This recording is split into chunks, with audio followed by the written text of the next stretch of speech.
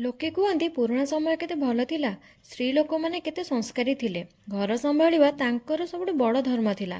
କିନ୍ତୁ ଗୋଟେ କଥା ମନରେ ଆସେ, ଯଦି ସେ ସମୟ ଏତେ ହିଁ ଭଲ ଥିଲା, ଆଜି କାହିଁକି କୋଉ ବି ମା ନିଜ ଝିଅକୁ କାହିଁକି ସେମିତି ବନେଇବାକୁ ଚାହୁଁନି? କାହିଁକି ସବୁ ମା ମାନେ ଚାହୁଁଛନ୍ତି ଯେ ନିଜ ଝିଅ ପାଠ ପଢୁ, ନିଜ ଗୋଡ଼େ ନିଜେ ଠିଆ ହେଇ ନିଜ ପସନ୍ଦର ନିଜ ଲାଇଫ୍ ବଞ୍ଚୁ?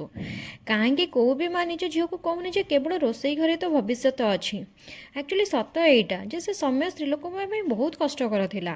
ତାର ଚୁପ୍ ରହିବାକୁ ସଦ୍ଗୁଣ କୁହାଯାଉଥିଲା ତ ତା ସାକ୍ରିଫାଇସ୍କୁ ଆଦର୍ଶ। ରୋଷେଇ ଘରକୁ ତାର ପୁରା ଦୁନିଆ ତ ତା ସ୍ୱପ୍ନକୁ ବେକାର କୁହାଯାଉଥିଲା। ସେତେବେଳେ ମା ମାନେ ସେ ସବୁ ସହିଗଲେ, କିନ୍ତୁ ବର୍ତ୍ତମାନ ନିଜ ଝିଅକୁ ସେ ଅନ୍ଧାରରେ ରଖିବାକୁ ଚାହୁଁନାହାନ୍ତି। ସେଥିପାଇଁ କହୁଛନ୍ତି ପାଠ ପଢ଼, ଆଗକୁ ବଢ଼, ନିଜ ଜୀବନର ରାସ୍ତା ନିଜେ ବନା, ଆଉ ସେଇ ରାସ୍ତାରେ ଆଗକୁ ବଢ଼। କାରଣ ସତ ଏଇଟା, ଯଦି ସେ ସମୟ ଠିକ୍ ହୋଇଥାନ୍ତା, ଆଜି କେବେ ମା ମାନେ ନିଜ ଝିଅ ପାଇଁ ଗୋଟେ ନୂଆ ସମୟ ଖୋଜି ନଥାନ୍ତେ।